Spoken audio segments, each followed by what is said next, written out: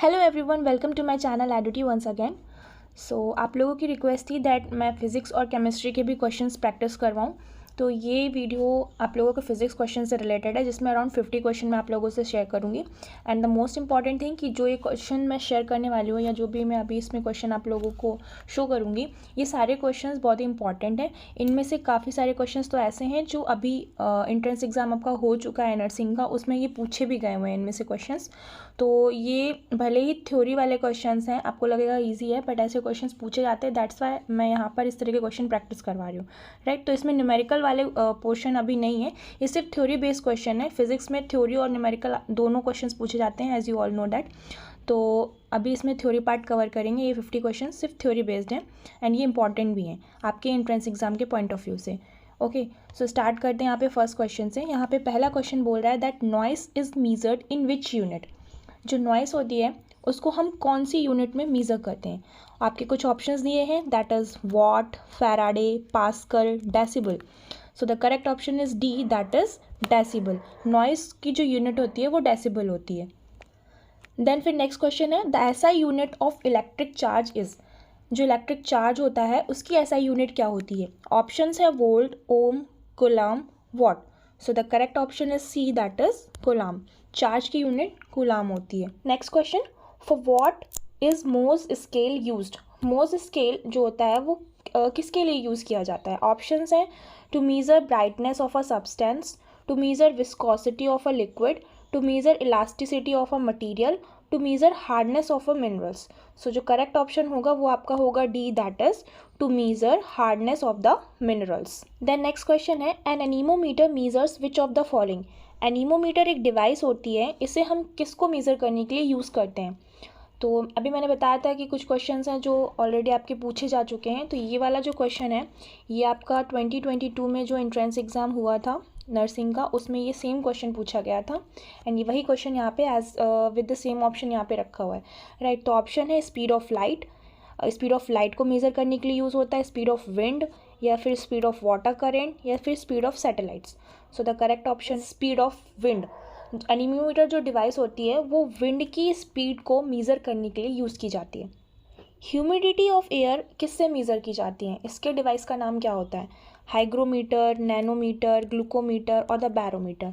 So the correct answer is A, that is hygrometer. ये मैंने पहले भी जब फिजिक्स के क्वेश्चन आपसे शेयर किए थे उसमें भी ये क्वेश्चन बताया था और इसकी ट्रिक भी बताई थी कि लर्न करने का एक मेथड है, that H for humidity and H for hygrometer. The mass of an object, mass of an object, options हैं changes from place to place. एक प्लेस से दूसरे प्लेस में जाने पे मास चेंज होगा, रिमेन सेम एवरीवेयर, हर जगह सेम रहेगा, is equal to its weight, weight के बराबर होगा, is greater at mountains, mountains पर ज़्यादा होगा। कौन सा ऑप्शन इसमें करेक्ट है। So the B option is correct, that remains same everywhere. जो मास होता है बॉडी का वो कहीं पर भी जाए हमेशा सेम ही रहता है, बिकॉज मास जो होती है वो एक स्केलर क्वांटिटी होती है, right. Scalar quantity in the sense उसमें सिर्फ मैग्नीट्यूड होता है, कोई डायरेक्शन नहीं होती। जबकि जो वेट होता है वो एक वेक्टर क्वांटिटी होती है, उसमें आपका क्या नाम मैग्नीट्यूड भी होता है प्लस उसमें डायरेक्शन भी होता है, जो कि एक प्लेस से दूसरी प्लेस में मे भी चेंज हो सकता है, बट जो मास है वो स्केलर क्वांटिटी होने की वजह से सारी जगह पर सेम रहेगा। So remain same everywhere. Next question, Newton's first law is also known as. Newton's के फर्स्ट लॉ को हम और क्या बोलते हैं। Law of friction, law of moment, law of inertia, law of motion. So the correct answer is C, that is law of inertia. Newton's first law is also known as law of inertia. Rocket propulsion technology works on the following scientific principle. जो rocket propulsion technology है वो किस principle पर based है। Law of reflection of sound, Newton's law of motion, law of thermodynamics, law of conservation of mass. So इसमें जो correct answer होगा वो आपका B, that is Newton's law of motion पर डिपेंड है। If a ball is thrown up, अगर एक ball को ऊपर की तरफ फेंका जाए, which of the following does not change. इसमें से कौन से ऐसा ऑप्शन है जो कि जिसमें कोई चेंज नहीं आएगा। एसेलरेशन, स्पीड, पोटेंशियल एनर्जी और the distance. So the correct option is A, that is acceleration. अगर हम बॉल को अपवर्ड थ्रो करेंगे तो एसेलरेशन एक ऐसा ऑप्शन है इसमें जिसमें कोई भी चेंज नहीं आएगा। एसेलरेशन क्या होता है। एसेलरेशन हिंदी में बोलते हैं त्वरण। Inversely proportional to force, force के इन्वर्सली प्रोपोर्शनल होगा, inversely proportional to mass, directly proportional to mass, directly proportional to force. So एक फॉर्मूला होता है that is F is equals to M A, right. तो इस फॉर्मूला से अगर हम देखें that force is equals to mass into acceleration. So यहाँ पे जो एसेलरेशन है वो फोर्स के डायरेक्टली प्रोपोर्शनल है एंड मास के इन्वर्सली प्रोपोर्शनल है। तो अब इसमें से हम देख लेते हैं कौन सा ऑप्शन हमारा करेक्ट हो सकता है। तो इस बेसिस पे हमारा B option is the correct answer, that is inversely proportional to mass, ये वाला फॉर्मूला लग जाएगा। Next question, we are able to walk on earth without slipping because of. ये क्वेश्चन भी आपका एंट्रेंस एग्जाम में पूछा गया है।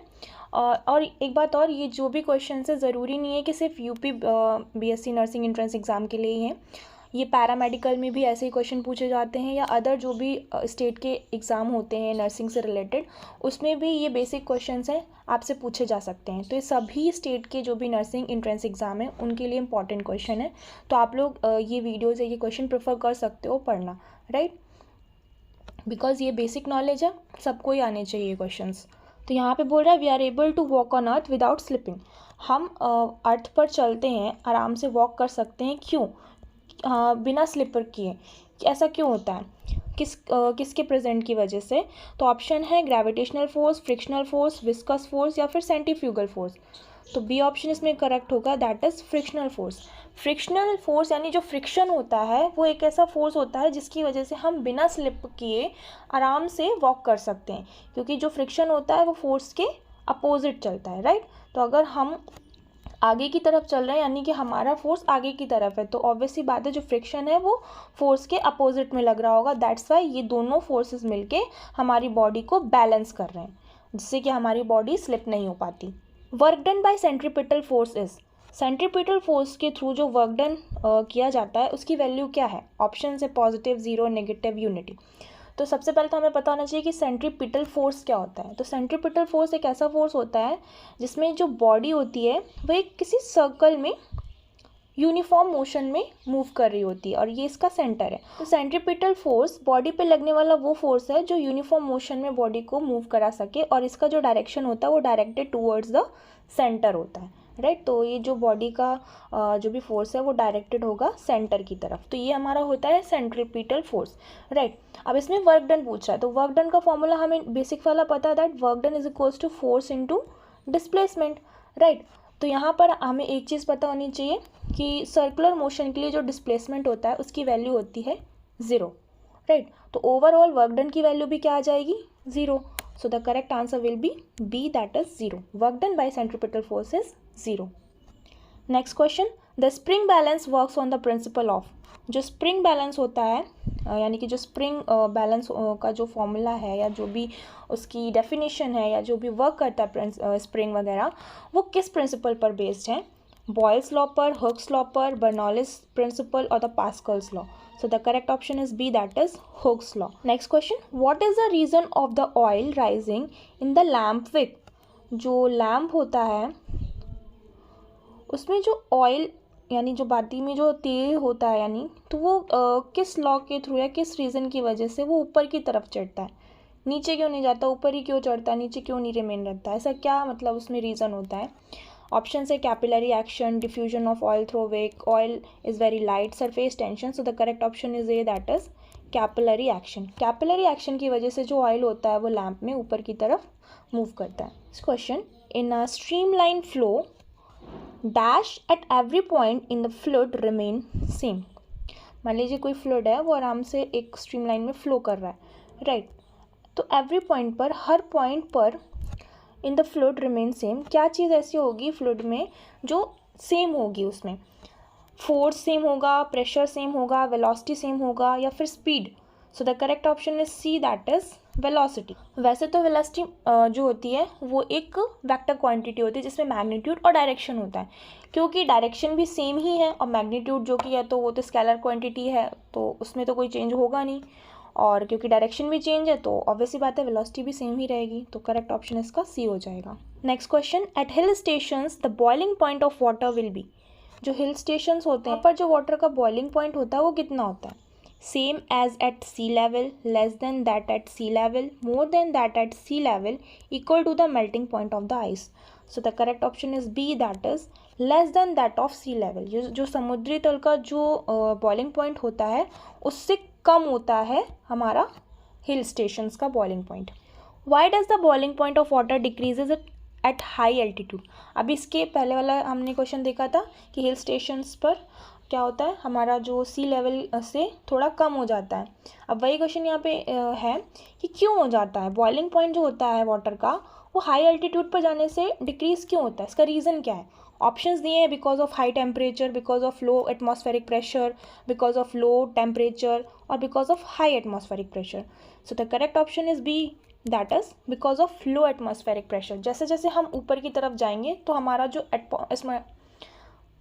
जो एटमॉस्फेरिक प्रेशर है वो डाउन जाने लगता है। एटमॉस्फेरिक डाउन जाएगा, दैट मीन्स हायर एल्टीट्यूड में जाने पर बॉइलिंग पॉइंट बढ़ेगा। Why does a fountain pen leak in an aeroplane flying at a height? एक एरोप्लेन है, वो एक हाइट में फ्लाई हो रहा है, उसमें अगर एक कोई फाउंटेन पेन है वो लीक कर रहा है, तो उसमें यही पूछ रहा है कि एक एरोप्लेन में जो कि हाइट पर फ्लाइंग कर रहा है और उसमें एक मतलब इंक पेन है वो लीक कर रहा है, ऐसा क्यों हो रहा है, क्या रीज़न है इसका? तो इसमें कुछ ऑप्शंस दिए हैं, आप लोग देख लीजिए। तो इसमें मैं करेक्ट आंसर बता देती हूँ, होगा D, because of lower atmospheric pressure outside the pen. क्योंकि जो उसके बाहर का पेन के जो आउटसाइड का जो प्रेशर होगा वो लो होगा, तो कोई भी चीज़ जो होती है वो high pressure to low pressure की तरफ फ्लो करती है, राइट। तो पेन के अंदर का प्रेशर ज़्यादा होगा, बाहर का प्रेशर कम होगा, दैट मीन्स इंक जो होगी वो अंदर से बाहर की तरफ फ्लो करेगी, यानी कि जो पेन का इंक है वो लीक होगा। Next question, a fresh egg when placed in salt water will. अगर किसी फ्रेश एग को हम नमक वाले पानी में डालते हैं तो क्या होगा? Sink and go to the bottom, डूब कर नीचे चला जाएगा। Sink but will not go to bottom, डूबेगा लेकिन नीचे नहीं बैठेगा। फ्लोट, ऊपर ही तैरेगा। बर्स, फट जाएगा। So the correct option is C, that is float. अगर हम नमक वाले पानी में एग को डालते हैं तो वो ऊपर ही फ्लोट करेगा, यानी ऊपर ही तैरेगा। Next question, density of water is maximum at. Water की जो डेंसिटी होती है वो किस टेम्परेचर पे सबसे मैक्सिमम होती है, यानी हाईएस्ट होती है? 12 डिग्री में, 8 डिग्री में, 4 डिग्री में और 0 degree. Correct option is C, that is 4 degree Celsius. Density of water dash when it freezes. Water की डेंसिटी कितनी होगी अगर उसको हम फ्रीज कर दें? घटेगी, बढ़ेगी या remain constant? So the correct option is A, that is decreases. At the boiling point of liquid it's, अगर बॉइलिंग पॉइंट है लिक्विड का तो उसका टेम्परेचर पे क्या फ़र्क पड़ेगा या फिर एटमॉस्फेरिक प्रेशर पे क्या फ़र्क पड़ेगा? तो इसका करेक्ट आंसर होगा C, that is temperature remain constant. Cryogenics is a branch of physics that deals with. Physics की कौन सी ब्रांच होती है क्रायोजेनिक, क्या मतलब है इसका? तो इसमें जो करेक्ट आंसर होगा वो होगा B, that is very low temperature. जो भी फिज़िक्स की स्टडी होती है जो वेरी लो टेम्परेचर पर जो स्टडी होती है उसे हम क्रायोजेनिक बोलते हैं। Which of the following is one of the metals used in LED semiconductor technology? कौन सा ऐसा मेटल है जो एलईडी सेमीकंडक्टर टेक्नोलॉजी पर वर्क करता है, ये यूज़ किया जाता है उसको? कॉपर, गैलियम, आयरन और the zinc. So the correct option is B, that is gallium. The sun provides heat to the earth through. जो सन होता है वो अर्थ को हीट प्रोवाइड कराता है, किस प्रोसेस के थ्रू? कन्वेक्शन, कंडक्शन, रेडिएशन और the fission. So the correct option is C, that is radiation. Food is cooked faster in the pressure cooker due to. Pressure cooker में खाना जल्दी पक जाता है, क्यों? हीट रिमेन इनसाइड, क्योंकि जो उसकी हीट है वो उसके अंदर ही रहती है। Increase in boiling point of water, boiling point बढ़ जाता है वाटर का। Release of steam bye it's whistle at regular interval, regular interval पर जो उसकी सीटी आती है उसकी वजह से जो स्टीम है वो रिलीज़ हो जाती है, इस वजह से जल्दी पक जाता है। या फिर हाई अमाउंट ऑफ स्टीम, या ज़्यादा भाप होने की वजह से। सो करेक्ट ऑप्शन इसका होगा B, that is increase in the boiling point of water. Pressure cooker के अंदर जो बॉइलिंग पॉइंट होता है वो बढ़ जाता है। Question, which one of the following is an insulator? इसमें से कौन सा ऐसा ऑप्शन है जो कि इंसुलेटर है? इंसुलेटर इन द सेंस जिसमें कोई इलेक्ट्रिसिटी या कोई हीट का ट्रांसफर नहीं होता, जो पुअर कंडक्टर ऑफ इलेक्ट्रिसिटी होती, राइट। तो ऑप्शन है copper, would, mercury, aluminium. So you all know that इसका भी ऑप्शन करेक्ट होगा। वुड यानी कि जो लकड़ी होती है वो बैड कंडक्टर होती है, इसलिए हम इसको बोलेंगे insulator. A wooden spoon is dipped in a cup of ice cream, it's other and will be. मान लीजिए ये कप ऑफ आइसक्रीम है, इसमें एक लकड़ी का स्पून है वो इसमें डला है, राइट। तो इसका जो अदर एंड होगा, यानी ये वाला जो एंड होगा, इस पर क्या फ़र्क पड़ेगा? अगर हमने स्पून को आइसक्रीम के अंदर डिप किया है, यानी आइसक्रीम कोल्ड है, ठंडी है, तो क्या इसके एंड पर भी कोई फ़र्क पड़ेगा? क्या इसका एंड भी ठंडा हो जाएगा या गर्म हो जाएगा या फिर रिमेन सेम होगा? तो इसका करेक्ट आंसर होगा हमारा D, that is not become cold. लकड़ी का है, बैड कंडक्टर होता है, हीट कोल्ड इलेक्ट्रिसिटी का कोई फ़र्क नहीं पड़ेगा। तो आप स्पून को अगर डिप करते हो आइसक्रीम में तो उसके अदर एंड पर कोई फ़र्क नहीं पड़ेगा, यानी वो ठंडा नहीं होगा। तो डी ऑप्शन इसका करेक्ट होगा, that is not become cold. Heat in dash is a type of energy transfer from a warmer substance to a colder one. किसमें मतलब इसमें से कौन सा ऐसा ऑप्शन है जिसमें जो हीट होती है, जो एनर्जी होती है, टाइप ऑफ एनर्जी, वो वार्मर से कोल्डर की तरफ ट्रांसफ़र होती है? राइट। ग्रेविटी की वजह से, फ्रिक्शन की वजह से, थर्मोडाइनमिक्स और the magnet. So the correct option is C, that is thermodynamic. Two bodies are in thermal equilibrium if they are the same. दो बॉडीज़ हैं ए और बी, वो हमारा थर्मो इक्विलिब्रियम में आ जाएंगी अगर उसमें क्या सेम हो? Temperature, amount of heat, mass, velocity. So the correct option is A, that is temperature. अगर दोनों बॉडीज़ का टेम्परेचर सेम होगा then they will be considered as in a thermal equilibrium. Next question, which one among the following is not an electromagnetic wave? इनमें से कौन सा ऐसा option है जो कि इलेक्ट्रोमैग्नेटिक वेव नहीं है? एक्स रे, आर रे, cathode ray, infrared ray. So the correct option is C, that is cathode ray. Cathode ray जो होती हैं वो इलेक्ट्रोमैग्नेटिक वेव्स नहीं होती हैं। TV remote controls work on the principle of. जो टीवी रिमोट होता है हमारा ना, हम टीवी लाइक यहाँ टीवी है और हम रिमोट यूज़ कर रहे हैं, तो क्या ऐसी कौन सी रेज होती है, कौन सा प्रिंसिपल होता है जिसकी वजह से जो सिग्नल होते हैं हम रिमोट्स के थ्रू टीवी के लिए भेजते हैं वो तुरंत कैच कर लेती है टीवी? किस प्रिंसिपल पर ये वर्क करता है? अल्ट्रासोनिक वेव्स पर, लेज़र टेक्नोलॉजी, ब्लूटूथ टेक्नोलॉजी और the infrared waves. So the correct option is D, that is infrared rays. Wavelength of infrared waves is smaller than. जो इंफ्रारेड वेव्स होती हैं उसकी जो वेवलेंथ होती है वो कम होती है किससे? विजिबल लाइट से, अल्ट्रावायलेट रेज से, एक्सरेज से और the radio wave. The correct option is D, that is radio waves. जो रेडियो वेव्स होती हैं उससे भी कम होती है वेवलेंथ इंफ्रारेड रेज की। Sound can not travel in which of the following medium? किस मीडियम में साउंड जो होता है वो ट्रैवल नहीं कर सकता? Solid, liquid, gas, vacuum. Correct option is D, that is vacuum. Vacuum में साउंड ट्रैवल नहीं कर सकता। Stethoscope works on which principle? Stethoscope किस प्रिंसिपल पर वर्क करता है? जो स्टेथोस्कोप जो हम डॉक्टर्स या नर्सेज यूज़ करते हैं वो किस प्रिंसिपल पर वर्क करता है? Conversion of current into sound, conversion of sound into current, reflection of sound, reflection of light. Correct option होगा इसमें C, that is reflection of sound. हम किसी भी पेशेंट पे उसके हार्ट साउंड वगैरह को सुनने के लिए जो स्टेथोस्कोप का जो डायफ्राम होता है उसको बॉडी पे टच करते हैं तो जो भी साउंड होती है वो उसमें रिफ्लेक्ट होती है, जिसकी वजह से हमें स्टेथोस्कोप में वो साउंड सुनाई देती है। राइट। तो ये जो किस प्रिंसिपल पर वर्क करता है स्टेथोस्कोप? ये वर्क करता है रिफ्लेक्शन ऑफ साउंड पर। Sound travels fastest in. जो साउंड होती है वो किस में सबसे तेज़ ट्रैवल करती है? Petrol, steel, nitrogen, kerosene oil. So the correct option is B, that is steel. Human beings hearing range is. Human beings की जो हियरिंग रेंज होती है वो कितने हर्ट्स होती है? कुछ ऑप्शंस दिए हैं इसमें, सो करेक्ट ऑप्शन होगा वो होगा डी, दैट इज 20 से लेके 20,000 hertz. What is the velocity of sound in air? Air में साउंड की वेलोसिटी का करेक्ट ऑप्शन क्या होगा? मतलब एयर में साउंड की वेलोसिटी कितनी होती है? तो इसमें करेक्ट ऑप्शन होगा A, that is 343 metre per second. Next question, when the sound of an object exceeds the speed of sound it is said to be travelling at the speed of. मान लीजिए ये air की speed है और ये कोई object है वो भी चल रहा है, ये इसकी स्पीड है, लेकिन अगर यही ऑब्जेक्ट की स्पीड एयर की स्पीड से भी ज़्यादा हो जाए तो हम इसको क्या बोलेंगे? इस स्पीड को मतलब तो फिर हम क्या बोलेंगे कि ऑब्जेक्ट किस स्पीड से भाग रहा है कि वो एयर की स्पीड को भी फेल कर दे रहा है? ऑप्शन है supersonic, infrasonic, ultrasonic, subsonic. So the correct option is A, that is supersonic. Light waves are. Light waves क्या होती हैं? इलेक्ट्रिक वेव्स होती हैं, मैग्नेटिक वेव्स होती हैं, इलेक्ट्रोमैग्नेटिक वेव्स।